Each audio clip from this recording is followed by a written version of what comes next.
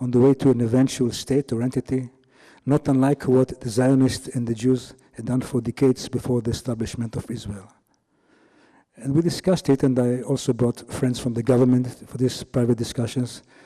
And I was exposed to the difficulties and hardship and the obstacles which the military occupation and the military law was imposing on the Palestinian capacity to develop the economy and business institutions. And I was also exposed that that was not 100% of the explanation, that certain mentalities and habits and family relations also prevent certain sectors in the Arab society from developing the business and the economy in the way with which we are familiar. But when there is a discrimination and there is an occupation, again, it's easy to blame everything on this. Now these reasons led me to be involved in what I'm involved now, the Center for Jewish Arab Economic Development, and it's important to emphasize I'm going to talk about the Israeli Arabs, not about the Palestinians and the Palestinian Authority in the West Bank and the Gaza, talking about Israeli citizens of Arab origin, which constitute 20% of the population in Israel. And I posed 3 questions. 1, is there a problem with the integration of the Arabs into the economy in Israel? Second question, is this totally by design?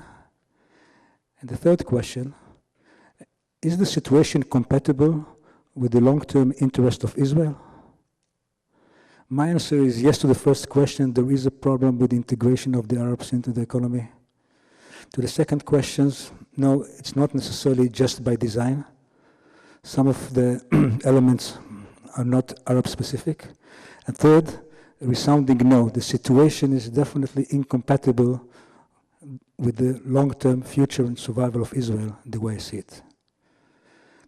Let's get back to the first question. Integration of Arab in the Israeli economy as of now. There is a problem. The Arab are not integrated into the economy, and worse, they are being increasingly marginalized. The rate of participation of Arabs in the workforce is 40% of the Arabs participate in the workforce, as opposed to 60% in the non-Arab population in Israel. Arab women, the rate of participation is even worse, 19%, as compared to 60% in Jewish women participation in the workforce. In the Galilee, Arab women participation in the workforce is 16%. Jewish women's participation is 61%. And we're talking about similar sized population, around 200,000. One can say maybe it's because they're Arabs. But if we look at Arab countries, in the Gulf countries, it's over 20% participation in the workforce. In Syria, the rate of participation of women in the workforce was over 30%, and in Tunisia, 35%. So we, the Israelis, cannot blame it just on tradition. 75% of the Arabs live in Arab villages and towns. Most of them don't have zoning. It's very difficult to build there. Most of them have no industrial zones. In Israel, it is very important to have a government-approved investment status when you build a manufacturing operation or you want a beneficial tax status on your business. Most Arab townships and villages do not enjoy preferential tax status. Most Arabs do not participate in the growing sectors of the economy.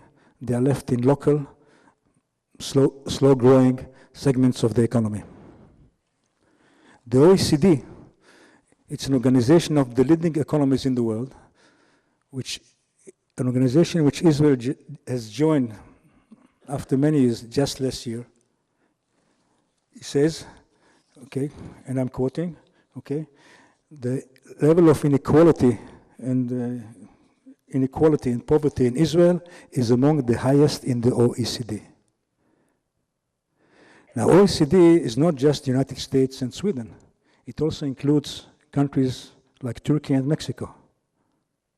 And I grew up believing that a Jewish state should have special values, and to hear that Israel has among the highest rates of poverty and income inequality among a large group of advanced countries, that's